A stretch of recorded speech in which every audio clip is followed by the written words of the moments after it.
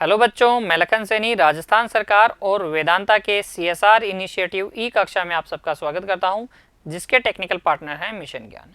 बच्चों, हम पढ़ रहे हैं कक्षा 10 की गणित की पाठ्य पुस्तक अध्याय 5 समांतर श्रेणियां।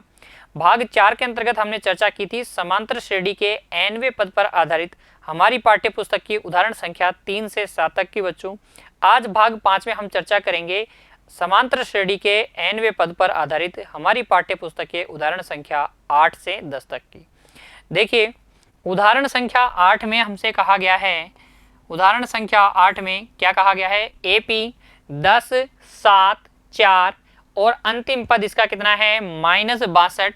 इस AP का जिसका अंतिम पद क्या है -62 का अंतिम पद से यानी कि -62 की ओर से प्रथम पद की ओर 11वां पद ज्ञात कीजिए। तो AP दी गई है, अंतिम पद दिया गया है और अंत वाले पद से प्रथम वाले पद की ओर हमें 11वां पद ज्ञात करना है। दो तरीके हैं बच्चों। पहला तरीका समझिए, मेथड 1। देखिए, हल में जो AP दी गई है उसे लिख लीजिए।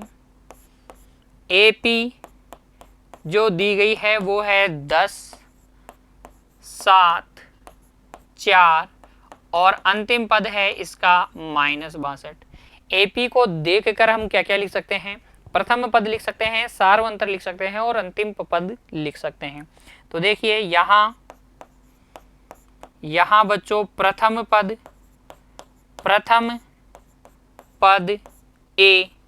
A तो है 10, ठीक है। सार्व अंतर कितना है, सार्व अंतर D बराबर है 7 - 10 अर्थात -3। सार्व अंतर क्या है -3 तथा अंतिम पद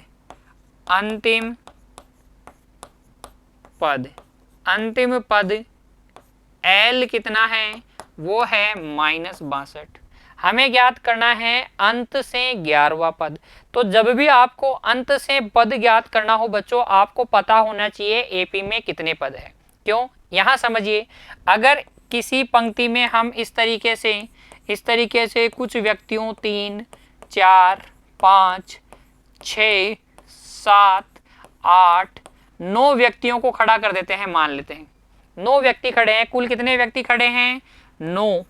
अगर प्रारंभ इस तरफ से हम बोलते हैं ये प्रारंभ है, ये प्रथम है और ये वाला अंतिम है। ध्यान से समझिएगा बच्चों बात को।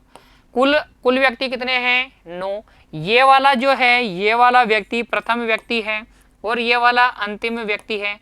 तो जो प्रथम से, ये कौन सा व्यक्ति है बच्चों, प्रथम से कौन सा है, प्रथम से अगर हम गिने तो 1, 2, 3, 4, 5, 6। प्रथम से ये है छठवां व्यक्ति है ये, ठीक है। और अंत से कौन सा है, अंत से है 1, 2, 3, चौथा व्यक्ति है ये, अंत से चौथा है। इन दोनों में क्या संबंध है, देखो, जो प्रथम से 6 है वो अंत से चौथा कैसे हो गया। आप घटा लीजिए कुल में से प्रथम से जो है उसको और फिर उसमें 1 जोड़ दीजिए। ये हो गया 3 + 1 अर्थात जो प्रथम से छठा आएगा वो अंत से आएगा कुल -6 + 1 वो। अगर अंत से जो चौथा है वो प्रारंभ से कैसे आएगा, कुल -4 + 1। कहानी समझ में आई। तो अंत से जो 11वां होगा वो प्रारंभ से कौन सा होगा, कुल -11 + 1वां। समझ में आई बात। जो अंत से 11वां होगा वो प्रारंभ से कौन सा होगा, कुल पदों की संख्या में से 11 घटा के हम 1 जोड़ लेंगे तो जो पद प्राप्त होगा वही वो पद होगा। समझ में आ गई कहानी। तो देखिए, अब हम इसको हल कर सकते हैं। तो अगर हमें अंत से 11वां पद ज्ञात करना है तो पहले हमें ज्ञात करना होगा कुल पदों की संख्या। तो देखिए, माना कि दी गई AP में कुल पद बराबर है n। कुल कितने पद हैं, n। अतः बच्चों आखिरी पद an पद होगा। कुल पद अगर n है तो n पद ही अंतिम पद होगा। फिर देखिए, क्योंकि an का सूत्र होता है a plus n minus 1 into D, इसलिए a plus n minus 1 into D बराबर होगा l के। a का मान कितना है? a का मान है 10, a का मान है 10, n माइनस 1 अपनी जगह, d का मान कितना है? d का मान है -3 बराबर l, l कितना है? -62। यहाँ से n minus 1 into -3 equal to हो जाएगा -72। कैसे? ये प्लस का 10 उधर जाके घट जाएगा, -62 -10 -72 हो जाएगा। -3 का भाग लगा दीजिए तो n माइनस 1 बराबर आ जाएगा 3 दूनी 6, 3 चौक 12 प्लस का 24, यानी कि n का मान कितना आ जाएगा? n का मान आ जाएगा 25। अतः AP में कुल पद वो हो जाएंगे 25। अब हम ज्ञात करेंगे, अब अंत से 11वां पद, अंत से 11वां पद क्या होगा? 25 माइनस 11 प्लस 1वां पद प्रारंभ से। कहाँ से? प्रारंभ से। अर्थात हम कह सकते हैं 25 में से 10 घटाओगे तो 15वां पद। अंत से जो 11वां पद होगा वो प्रारंभ से कौन सा पद होगा? 15वां पद, या हम कह सकते हैं A15। क्या? A15। A15 का मतलब हो गया A प्लस 14D। A का मान है 10, 14 अपनी जगह, D का मान -3। तो ये आ जाएगा बच्चों, ये आ जाएगा हमारे पास A15, या हम बोल सकते हैं अंत से 11वां पद वो हो जाएगा। देखिए 10 माइनस 14 को 3 से गुणा करेंगे 42, अर्थात -32। अब इष्ट उत्तर कितना हो जाएगा? -32। इस तरीके से ज्ञात कर सकते हैं हम अंत से कोई सा भी पद। पहले हमें ज्ञात करना होगा कुल पदों की संख्या, फिर अंत से जो पद ज्ञात करना होगा उसको हम कुल पद में से घटाकर एक जोड़ देंगे। ये जो पद आएगा प्रारंभ से वही अंत से अभिष्ट पद हो जाएगा। अब देखिए मेथड 2, दूसरा तरीका क्या है? अगर आपको अंत से ज्ञात करना है तो AP को ही उठाइए, उल्टा करके लिख लीजिए। क्योंकि हमें अंत से 11वां पद ज्ञात करना है। अतः दी गई AP को अंत की ओर से लिखने पर हमें प्राप्त हो जाएगी AP -62। इस तरीके से कौन सी AP प्राप्त हो जाएगी? -62, 4 7 10, 4 7 10, 4 फिर 7 फिर 10, इस तरीके से AP प्राप्त हो जाएगी। यहाँ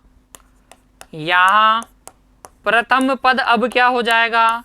प्रथम पद A बराबर हो जाएगा -62, सार्व अंतर D बराबर हो जाएगा -3 की जगह प्लस का 3। पहले जो अंतिम पद था वो अब प्रारंभिक पद हो जाएगा, पहला पद हो जाएगा। पहले जो D था उसका चिन्ह बदल के हम अब नया D निकाल लेंगे।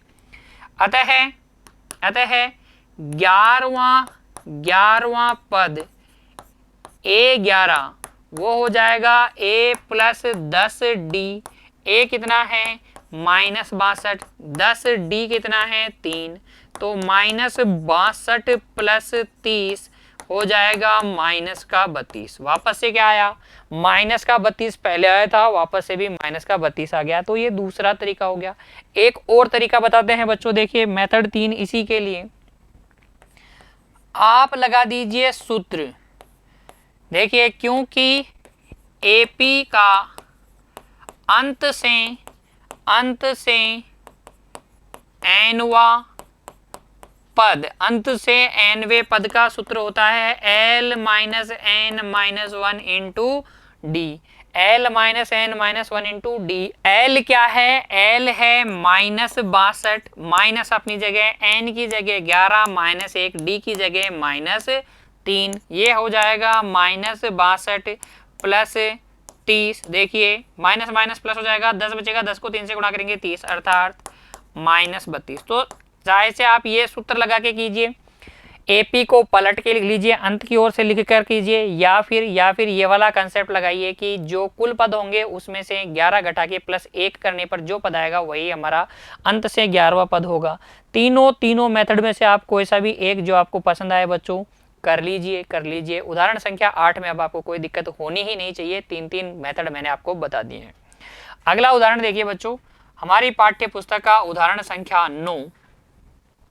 ₹1000 की एक धनराशि 8% वार्षिक साधारण ब्याज पर निवेश की जाती है। प्रत्येक वर्ष के अंत में ब्याज परिकलित कीजिए।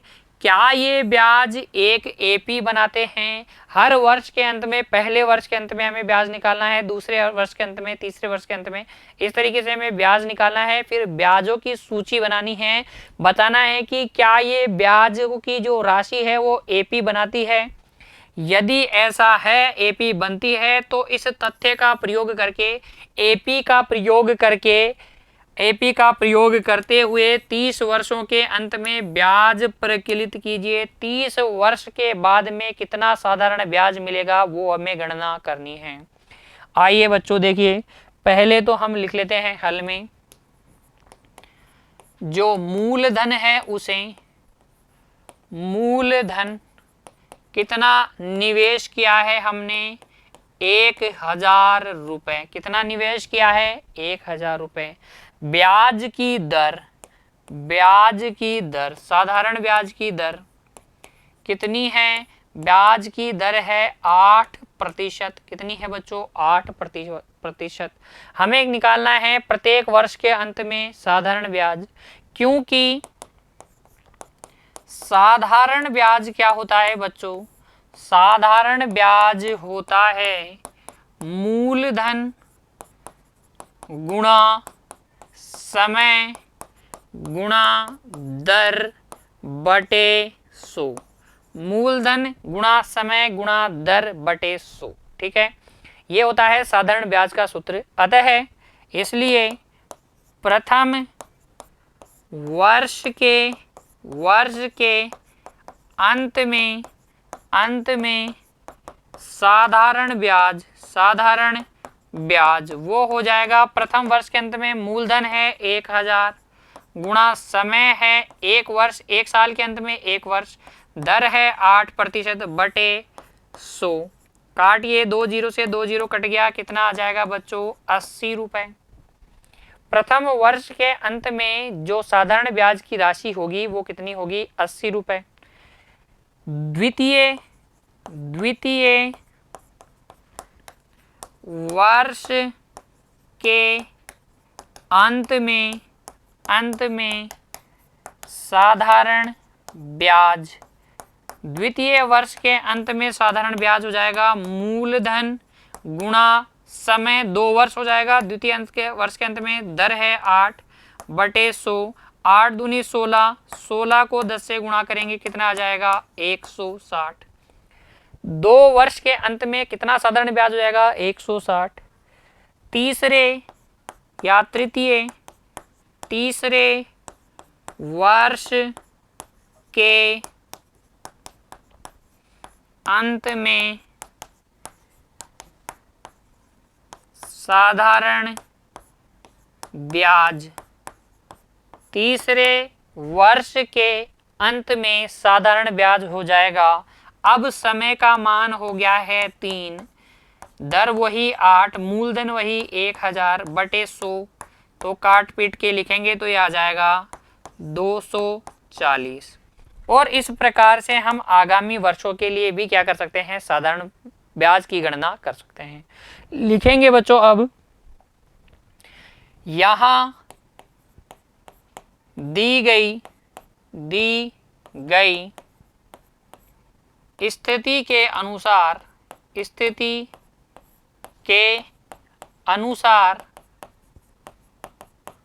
प्रत्येक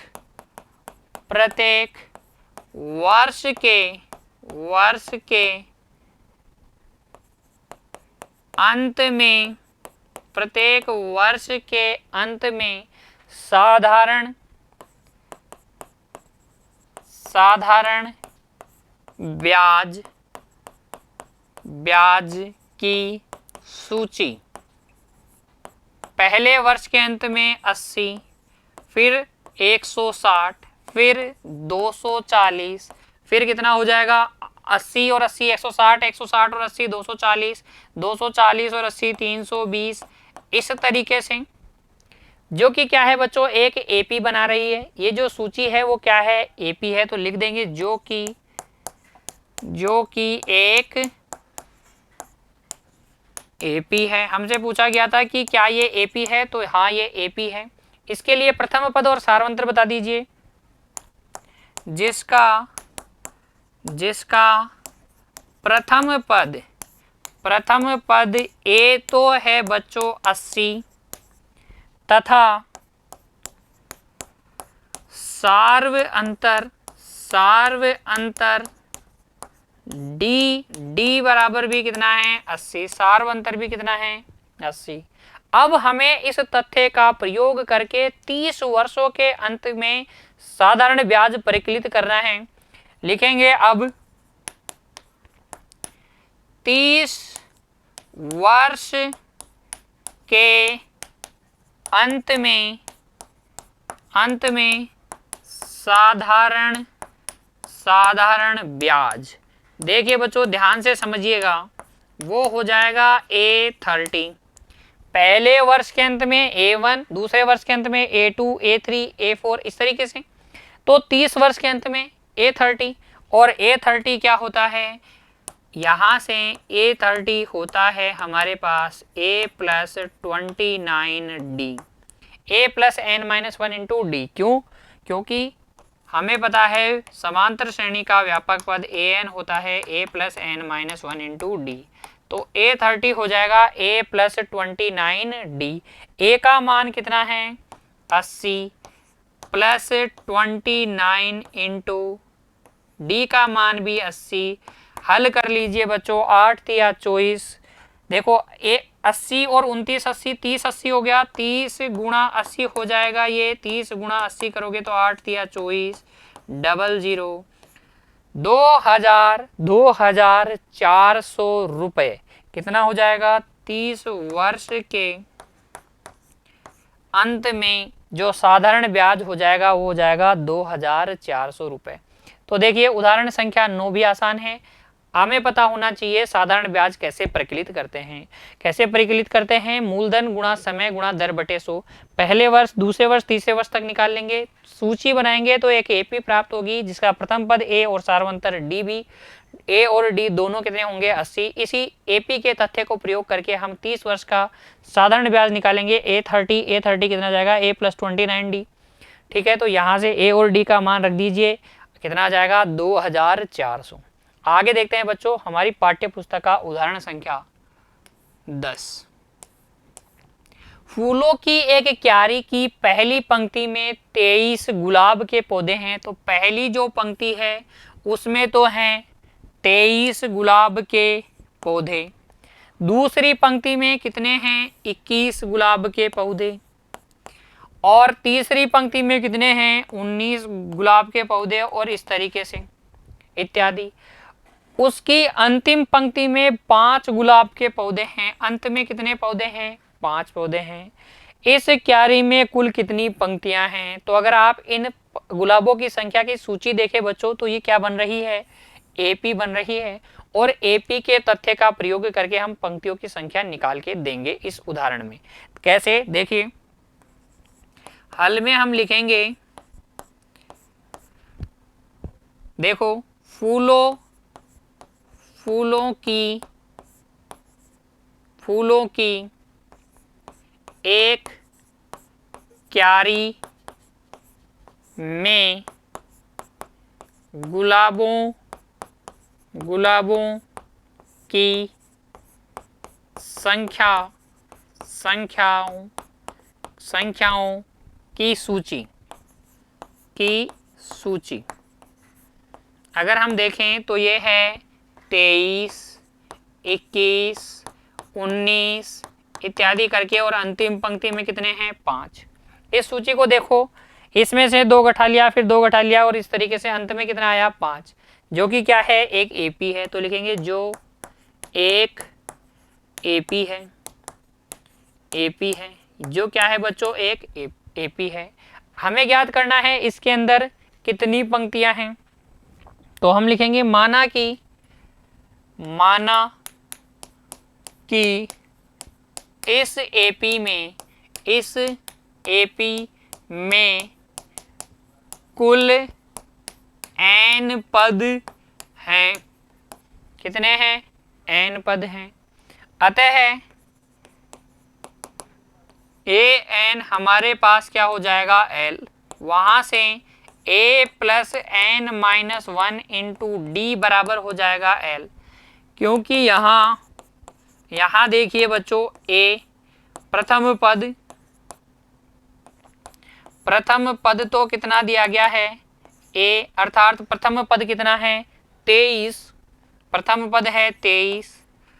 डी अर्थात सार्व अंतर कितना है, सार्व अंतर है 21 माइनस 23 अर्थात -2।